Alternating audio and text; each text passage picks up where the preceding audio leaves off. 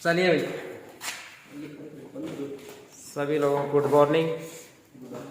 और हमने पिछली क्लास में जो प्रदीप्ति चैप्टर कंप्लीट किया था और हमने 10 क्लासों में उसको कंप्लीट किया है और अच्छे तरीके से उसको बहुत ही बेहतरीन तरीके से हमने उस चीज़ को कंप्लीट किया है। और आप लोगों ने नहीं देखा है पिछली क्लास, तो आप लोग पिछली क्लास में जाके आप लोग विजिट कर सकते हो, उसको देखिए, ठीक है। क्योंकि हमने प्रदीप्ति यानी इल्यूमिनेशन का 10 टॉपिक्स हमने 10 क्लासों में इसको कंप्लीट किया है। और आज के इस सेशन में आप लोगों को ट्रांसफार्मर का चैप्टर चालू होगा, ठीक है। आप लोग बहुत ही अच्छी तरीके से, ठीक है, बहुत ही यहाँ से आप लोग क्वेश्चंस देखने को मिलते हैं और ज़्यादा से ज़्यादा क्वेश्चन हमारा ट्रांसफार्मर, जैसे अपने इलेक्ट्रिकल जो पार्ट होता है, अपना मेन पार्ट ओनली मशीनरी का जो पहला चैप्टर है जो बोलते हैं ट्रांसफार्मर, उसके बाद जैसे अल्टरनेटर हो गया, जनरेटर हो गया, ठीक है। तो ये चीजें है कि यहाँ से ट्रांसफार्मर, जैसे अपने इलेक्ट्रिसिटी जो बोर्ड होता है, बिजली विभाग होता है, उसमें ज्यादा अहम भूमिका एक ट्रांसफार्मर चैप्टर ही देता है, ठीक है। यहाँ से आप लोगों को सबसे ज्यादा क्वेश्चंस देखने को मिलते हैं, लेकिन आप लोग इसको अच्छे तरीके से समझना और इसको पढ़ना, ठीक है। और अपने प्रॉपर तरीके से नोट्स बनाते रहना, ठीक है, ताकि आप लोग कहीं पर भी जाए उसको आप प्रॉपर तरीके से यहाँ इसको देख के आराम से इसको एनालिसिस कर सकते हो, कि ताकि हमने जो चीज़ ITI में पढ़ी है वो चीज़ कंपटीशन एग्जामों में तैयारी कर रहे हैं, ठीक है। तो इसी प्रकार से हम आज इस टॉपिक्स को लेके चलेंगे। आप लोग फटाफट तैयार हो जाइए और इसको हम शुरू करते हैं इस टॉपिक को। एक बात हम यहाँ पे करते हैं ट्रांसफार्मर की। देखिए ट्रांसफार्मर होता क्या है। ट्रांसफार्मर एक वैद्युतिक ऊर्जा को एक स्थान से दूसरे स्थान पर उसको ले जाने का काम करता है। जैसे अपन कह सकते हैं कि वोल्टेज को एक जगह से दूसरी जगह पर वोल्टेज को नहीं ले जाता है, कभी भी नहीं लेके जाता है, कि जैसे ऊर्जा को एक स्थान से दूसरे स्थान पर क्या करता है, उसका स्थानांतरित करता है, यानी परिवर्तित करता है। जैसे मान लिया कि जहाँ पे विद्युत का जनरेशन हो रहा है, वहां से विद्युत का जनरेशन के बाद में क्या करते हैं हम, कि ऊर्जा क्या कर रही है, वहां से एक जगह से और अपने घर तक जो पहुंच रही है वो किस में आ रही है, ऊर्जा के रूप में आ रही है, ठीक है। चाहे 500 किलोमीटर हो, चाहे 1000 किलोमीटर हो, चाहे 1500 किलोमीटर हो, ठीक है, चाहे 2000 किलोमीटर हो, लेकिन वो ऊर्जा को एक स्थान से दूसरे स्थान पर ले जाने का काम कौन करता है, ट्रांसफार्मर करता है, ठीक है। दूसरी बात, इस ट्रांसफार्मर के अंदर ऐसा कोई सा भी पार्ट्स नहीं होता जो घूर्णन करने वाला पार्ट्स होता है। अभी देखा है आप लोगों ने ट्रांसफार्मर के अंदर ऐसा कोई घूर्णन करने वाला पार्ट, जैसे अल्टरनेटर होता है, अल्टरनेटर के अंदर एक घूमने वाला पार्ट होता है जिसको हम रोटर बोलते हैं ना। तो इसके अंदर ऐसा कोई पार्ट थोड़ी है, नहीं है ना। इसी वजह से ये पार्ट घूर्णन पार्ट न होने के कारण से इसका जो फ्लक्स का जो मान होता है, प्राइमरी और सेकेंडरी दोनों जो वाइंडिंग होती है वो किस प्रकार की होती है, इसके दोनों वाइंडिंगों के बीच में जो फ्रीक्वेंसी का जो मान होता है वो समान होता है। किस कारण से, यानी कि ये घूर्णन पार्ट्स न होने के कारण से ही दोनों प्राइमरी और सेकेंडरी वाइंडिंग में जो फ्रीक्वेंसी का जो आवर्ती का जो मान होता है वो कैसा होता है, समान होता है, ठीक है। इसी प्रकार से हम बात करते हैं कि अगर इस ट्रांसफार्मर को प्राइमरी और सेकेंडरी दो वाइंडिंग होती है, ठीक है। प्राइमरी जो वाइंडिंग होती है उसको सप्लाई स्रोत से जोड़ा जाता है और सेकेंडरी वाइंडिंग को हमेशा लोड से जोड़ा जाता है, ठीक है। और इस ट्रांसफार्मर के अंदर दोनों वाइंडिंगों को हम वैद्युतिक स्रोत से नहीं जोड़ते हैं, उसको हम वैद्युतिक चुंबकीय यानी कि फ्लक्स के माध्यम से उसको जोड़ा जाता है। देखा होगा आप लोगों ने कि प्राइमरी और सेकेंडरी हमेशा सप्लाई हम देते हैं प्राइमरी वाइंडिंग को, लेकिन सेकेंडरी वाइंडिंग को किसी से कनेक्टेड थोड़ी करते हैं, नहीं किया जाता है ना। वो किस कारण से, एक मैग्नेटिक फील्ड के कारण से क्या होता है, परिवर्तित होता है, यानी कि फ्लक्स के माध्यम से अपन को सेकेंडरी वाइंडिंग में परिवर्तित किया जाता है, ठीक है। इसी प्रकार से ये किस सिद्धांत पे काम करता है, फैराडे के वैद्युत चुंबकीय सिद्धांत पे या म्यूचुअल इंडक्शन के सिद्धांत पे काम करता है, पारस्परिक सिद्धांत के ऊपर काम करता है, ठीक है। इन दोनों वाइंडिंगों को हम किसी प्रकार से वैद्युतिक स्रोत से नहीं जोड़ा जाता है, इसको मैग्नेटिक फील्ड के माध्यम से इसको जोड़ा जाता है, ठीक है। इसी प्रकार से अगर हम ट्रांसफार्मर को कभी भी DC पावर सप्लाई नहीं दी जाती है, हमेशा AC पावर सप्लाई ही दी जाती है, ठीक है। यानी कि अगर ट्रांसफार्मर की कोई सी भी वाइंडिंग को, चाहे प्राइमरी हो चाहे सेकेंडरी को, अगर DC पावर सप्लाई से अगर कनेक्टेड कर दिया जाता है तो उसकी प्राइमरी वाइंडिंग क्या हो जाती है, जल जाती है, ठीक है। इसी प्रकार से अगर हम उसका इंडक्टेंस जो होता है, इंडक्टिव जो मान होता है वो कैसा हो जाता है, उसका मान शून्य हो जाता है। इसी प्रकार से ट्रांसफार्मर को हमेशा एसी पावर सप्लाई के ऊपर ही कार्य करना पड़ता है। इसी वजह से ट्रांसफार्मर जो म्यूचुअल इंडक्शन होता है उसी सिद्धांत पे काम करता है। ठीक है, तो इसी प्रकार से अगर इंडक्टिव रिएक्टेंस का मान शून्य होने के कारण से डीसी पावर सप्लाई में क्या हो जाता है, जल जाती है। ठीक है ना, तो ये था इसका ट्रांसफार्मर का इंट्रोडक्शन। देखिए ट्रांसफार्मर का जो नाम होता है, एक उसको हम परिणामित्र भी बोल सकते हैं, ठीक है, उसको हम टीएफ के माध्यम से भी उसको डिनोट कर सकते हैं, ठीक है, या ट्रांसफार्मर बोल सकते हैं या परिणामित्र बोल सकते हैं, किसी प्रकार से उसको टीएफ एक्समर कुछ भी किसी भी नाम से आप उसको देख सकते हो। ठीक है, डीपी का मतलब ये नहीं आप बोल देते हैं एक्समर, इसको एक्समर के रूप में भी इसको जाना जा सकता है। ठीक है, ट्रांसफार्मर, एक्समर, परिणामित्र, ठीक है, किसी भी रूप में इसको पहचान कर सकते हैं। ठीक है, लेकिन बात हम यहाँ पे करते हैं ट्रांसफार्मर की, अगर कोरों की।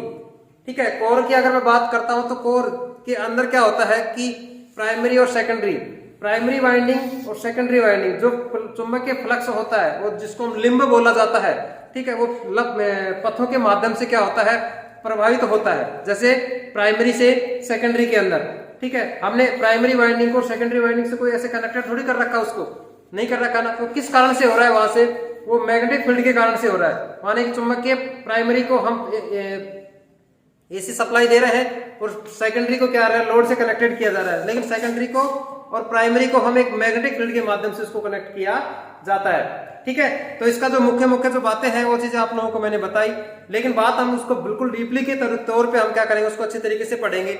लेकिन हम बात सबसे पहले से इंट्रोडक्शन की कर रहे हैं, तो इसका परिचय की बात कर रहे हैं हम। ठीक है, यानी कि परिचय में जो चीजें हमने बताई, कभी भी ट्रांसफार्मर को एक स्थान से दूसरे स्थान पर ले जाने का काम कौन करता है, एक ऊर्जा के रूप में होता है।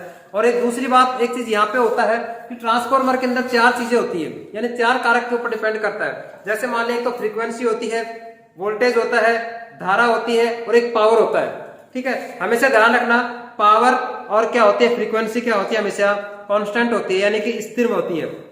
और जो V और I होता है, वोल्टेज और धारा होती है, वो हमेशा वेरिएबल होती है, यानी कि परिवर्तित होती रहती है।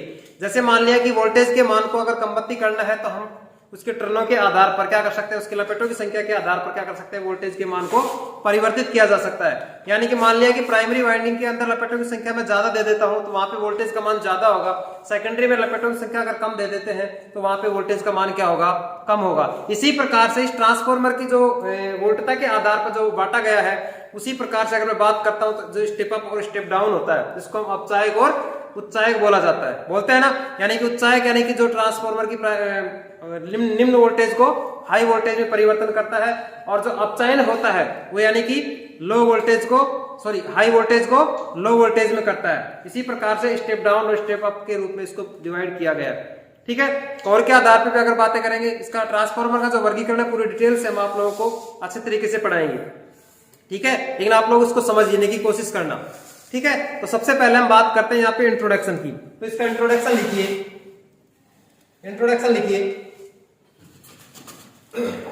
इसका इंट्रोडक्शन है, देखिए भाई, जो इंट्रोडक्शन में आप लोगों को जो चीजें आप लोगों को बातें बताई गई थी, उन्हीं बातों को हमने इस ब्लैक बोर्ड के ऊपर उतारा है, और इसको चीज को समझने की कोशिश करना, ताकि आपके एग्जाम के अंदर जो चीजें आए और उसी प्रकार से आप लोग उसको तुरंत आप क्या कर सकते हो, क्वेश्चंस को क्लियर कर सकते हो।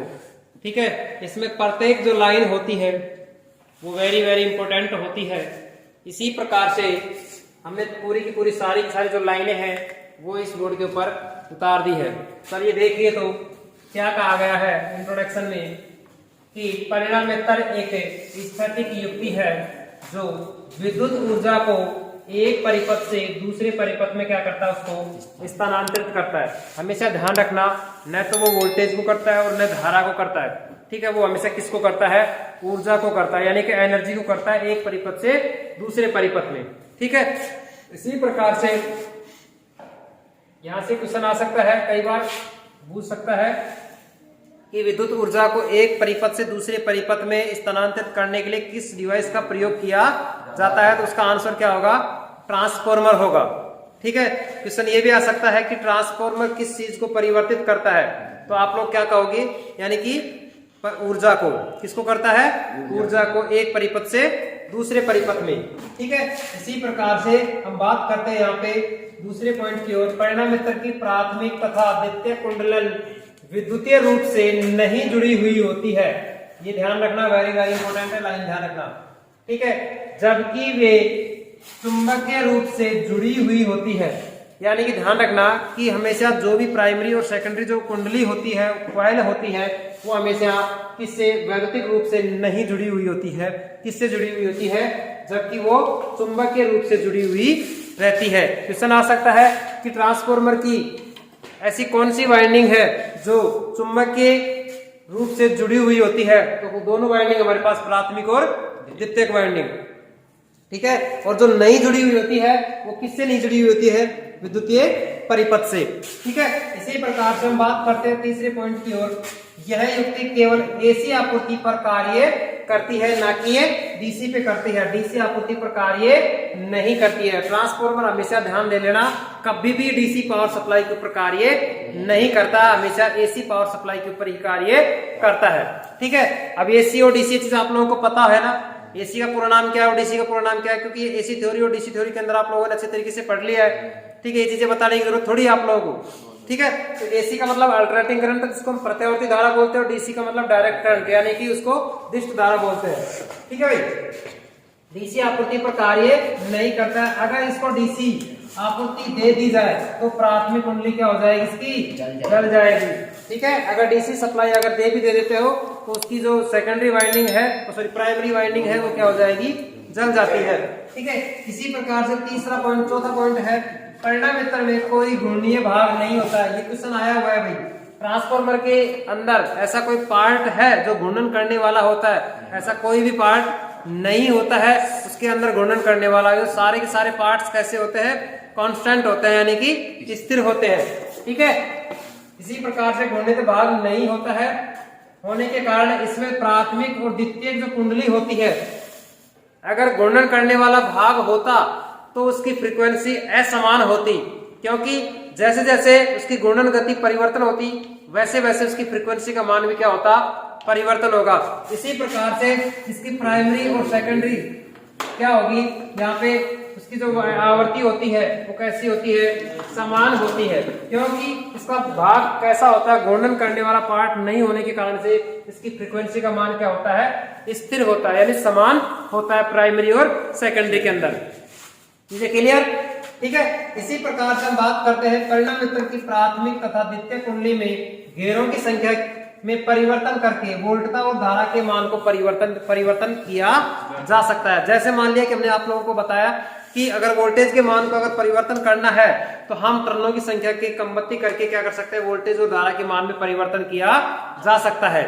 ठीक है, इसी प्रकार से हम बात ये करते हैं कि जैसे मान लें कि प्राइमरी वाइंडिंग के अंदर अगर अपडेटों की संख्या अगर मैं कम कर रहा हूं तो वहां पे वोल्टेज का मान कम रहेगा, अगर सेकेंडरी में ज्यादा है तो वोल्टेज का मान ज्यादा रहेगा। तो हम कह सकते हैं कि ये कौन सा ट्रांसफार्मर हो गया? यहाँ पे एक स्टेप अप ट्रांसफार्मर हो गया, यानी कि कम वोल्टेज को हाई वोल्टेज। जैसे अपने ऑटो ट्रांसफार्मर होता है, स्टेबलाइजर होता है जिसको हम बोलते हैं, यानी कम धारा वोल्टेज आता है तो उसको हम क्या करते हैं? बढ़ा देते हैं। ठीक है, तो वो कुंडली के आधार पर जिस इसका प्रभावित होता है।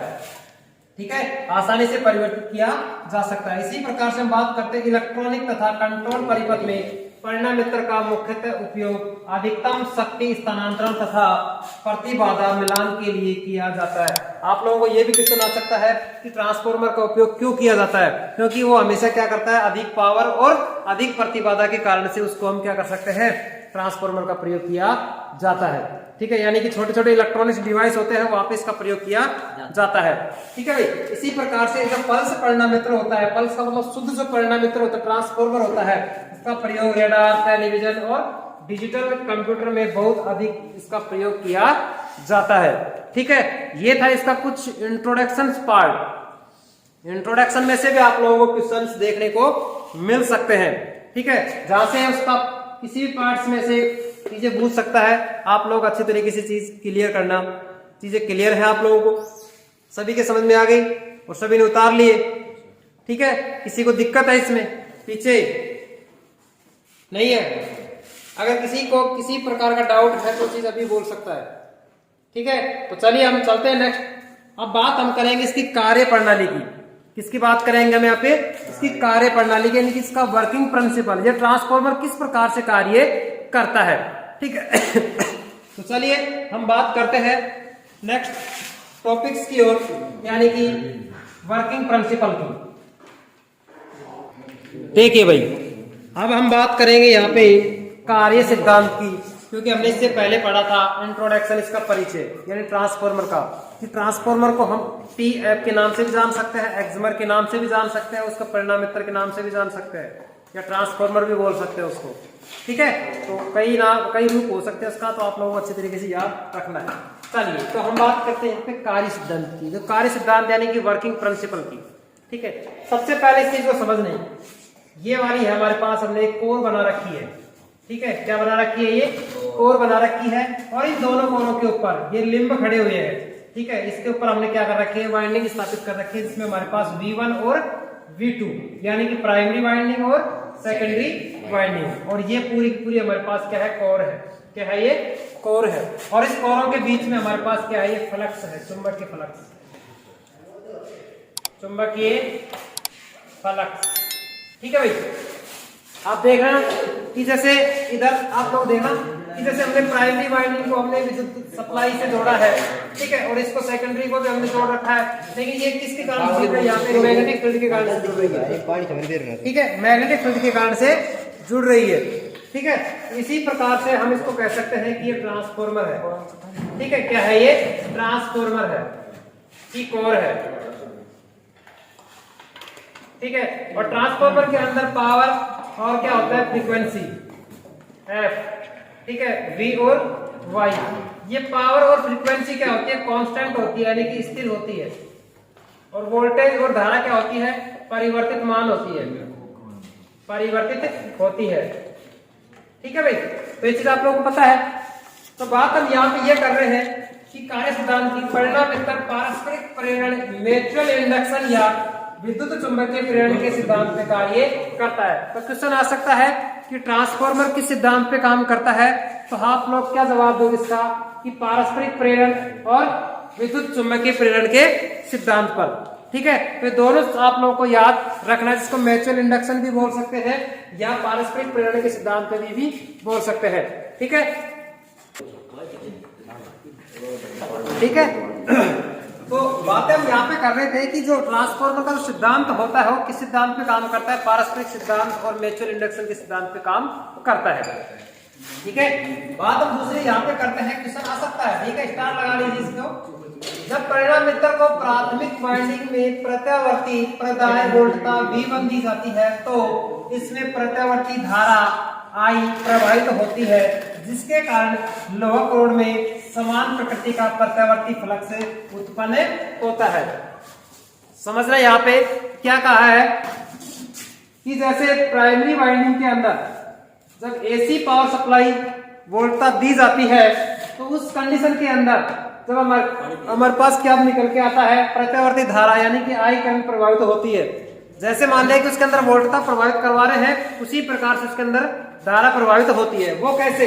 कि आप लोगों को पता है कि हमारे पास V समानुपाती I यानी कि V प्रोपोर्शनल I होता है। अगर V जहां होगा उतना ही क्या होगा? वहां पे I होगा। ठीक है, तो इसी प्रकार से हम कह सकते हैं कि दोनों चीजें हमारे पास क्या होती है? प्रोपोर्शनल होती है, यानी कि V समानुपाती I होता है। ठीक है, इसी प्रकार से हम बात यहाँ पे करते हैं कि जैसे प्रभावित फ्लक्स क्या हो रहा है। जैसे हमने प्राइमरी वाइंडिंग के अंदर क्या दी है? वोल्टेज सप्लाई स्रोत सप्लाई कनेक्टेड की है, और जैसे सप्लाई कनेक्ट करने के बाद में इसके अंदर क्या बन रहा है? एक फ्लक्स बन रहा है। क्या बन रहा है? यहाँ पे एक फ्लक्स बन रहा है, और फ्लक्स बनने के कारण से सेकेंडरी वाइंडिंग के अंदर प्रभावित हो रहा है। और इसी प्रकार से हम सेकेंडरी वाइंडिंग में क्या जोड़ सकते हैं? लोड जोड़ सकते हैं। ठीक है, तो इस प्रकार से हम कह सकते हैं कि प्राइमरी वाइंडिंग को सप्लाई स्रोत से कनेक्टेड करने के बाद उसके सेकेंडरी वाइंडिंग को उसके प्रभावित होने वाले फ्लक्स में से क्या होती है? प्रभावित होती है, और इसे कनेक्ट किया जाता है। ठीक है, तो इसी प्रकार से हम कह सकते हैं। क्लियर चीजें? नंबर 2 अब नेक्स्ट आती है, अरे बातें फैराडे के नियमानुसार जब प्राथमिक कुंडली में धारा प्रभावित होती है, तो उसके स्वप्रेरित विद्युत वाहक बल भी उत्पन्न होता है जो दी गई वोल्टता का विरोध करता है, इसे स्थैतिक विरोधी विद्युत वाहक बल भी कहते हैं। समझने की कोशिश करना यहाँ पे कि जैसे फैराडे नामक वैज्ञानिक था, उस फैराडे नामक वैज्ञानिक ने क्या कहा है कि प्राथमिक वाइंडिंग के अंदर जो धारा प्रवाहित हो रही है वो किस कारण से हुई है, जब इस प्राइमरी वाइंडिंग के अंदर जो वोल्टता प्रभावित की है उसके बाद में हमारे पास प्रत्यावर्ती धारा प्रवाहित हो रही है। ठीक है, क्यों? इस कारण से। समझ रहे बात को? क्योंकि इसी प्रकार से प्रभावित होने के बाद में वो स्वयं प्रेरित विद्युत वाहक बल क्या करने लग जाती है, उत्पन्न करने लग जाती है। जैसे मान लिया कि यहाँ से प्राइमरी में हमने क्या दिया, एसी सप्लाई दी है, और एसी सप्लाई देने के बाद में ये क्या बना रहा है, एक फ्लक्स बना रहा है और एक धारा प्रवाहित हो रही है। ठीक है, इस फ्लक्स के कारण से ही हमारे पास इस सेकेंडरी वाइंडिंग के अंदर क्या हो रहा है, प्रभावित हो रहा है वोल्टता। इस प्रकार से हम कह सकते हैं कि ये 2 बोल सकते हैं इसको कि सेकेंडरी वाइंडिंग के अंदर वोल्टता प्रभावित हो रही है। हो गई ना? किस कारण से हुई है? यहाँ से इस फ्लक्स के कारण से हुई है, क्योंकि हमने सप्लाई तो कहा दी है, केवल एक प्राइमरी वाइंडिंग को दी है ना। सप्लाई तो किसको दी हमने? प्राइमरी वाइंडिंग को ही दी है, लेकिन हमको सेकेंडरी वाइंडिंग में क्या हो रहा है, धारा प्रभावित हो रही है। किस कारण से? इस मैग्नेटिक फील्ड के कारण से, इस पारस्परिक विद्युत वाहक बल को विरोध कर रहा है, क्योंकि इसी का तो विरोध कर रहा है, इस फ्लक्स का, और इसका विरोध करने के बाद में इसमें क्या हो रहा है, E2 प्रभावित हो रहा है ना। इस प्रकार से हम कह सकते हैं कि EP का मतलब है प्राइमरी वोल्टेज बराबर -N1 d∅dt, यानी d∅dt का मतलब क्या है कि यानी प्राइमरी वोल्टता का विरोधी विद्युत वाहक बल। ठीक है, जो माइनस में हमारे पास आ रहा है N1, यानी प्राइमरी का क्या कर रहा है, विरोध कर रहा है। यानी प्राइमरी वोल्टेज के अंदर हमारे पास मान लिया कि 250 वोल्टेज हम दे रहे हैं, तो उसका 250 वोल्टेज का क्या कर रहा है, उसका विरोध कर रहा है। ठीक है, और विरोध करने का मतलब यहाँ पे प्राइमरी वाइंडिंग का, यानी प्राइमरी वाइंडिंग के अंदर जो वोल्टेज प्रभावित हो रहा है उसका क्या कर रहा है, विरोध कर रहा है। और इसी प्रकार से स्थैतिक विरोधी विद्युत वाहक बल क्या होता है, उत्पन्न होता है। ठीक है, इस कारण से ही क्या होता है, इसके अंदर स्थैतिक विरोधी विद्युत वाहक बल उत्पन्न होता है। इस प्रकार से ये फॉर्मूला भी आप लोगों को अच्छी तरीके से याद रखना है। नेक्स्ट हम बात करते हैं तो स्थैतिक विद्युत वाहक बल के कारण लोहा कोण में समान प्रकृति का प्रत्यावर्ती फ्लक्स फाई उत्पन्न होता है। ये चीजें आप समझने की कोशिश करना कि जैसे मान कर उसके अंदर कोर, आप लोगों ने देखा है कि इस ट्रांसफार्मर के अंदर I और E प्रकार की पत्तियां लगी हुई होती है। जैसे आप लोगों ने छोटा स्टेबलाइजर खोल के देखा होगा, एलिमेटर खोल के देखा होगा, खोला है ना, उसी प्रकार से उसमें I और E प्रकार की जो पत्तियां होती है उसमें हम इसको इस प्रकार से जोड़ा जाता है, ऊपर नीचे रखा जाता है, तब हमारे पास किस प्रकार से इस कोर बनती है। ठीक है, तो जैसे मान लिया कि इस कोरों के ऊपर क्या किया जाता है, एक लैमिनेटेड किया जाता है ताकि वो फ्लक्स का रूप में लीकेज ना हो सके। ठीक है, इसी प्रकार से विद्युत वाहक बल कारण कोण में एक समान प्रकृति का क्या होता है, विद्युत प्रत्यावर्ती फ्लक्स उत्पन्न होता है।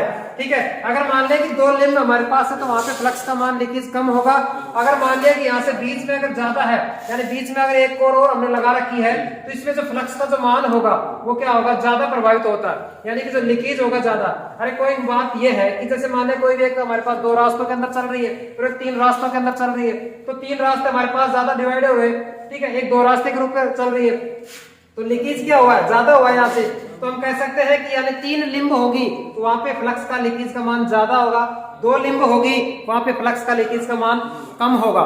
ठीक है, तो वो चीज हमारे पास इसी प्रकार से होगा। तो हम कह सकते हैं कि तीसरी बात, फैराडे के नियम अनुसार इन्हीं पारस्परिक फ्लक्स द्वारा परिणामित्र की द्वितीयक वाइंडिंग में पारस्परिक विद्युत वाहक बल उत्पन्न होता है। वो किस कारण से हो रहा है, यहाँ से इस विरोधी विद्युत वाहक बल के कारण से ही ये सेकेंडरी के अंदर वोल्टता प्रभावित हो रहा है या वोल्टता उत्पन्न हो रहा है। किस कारण से, इस प्राइमरी वोल्टेज का विरोध करने के कारण से, इस फ्लक्स के कारण से।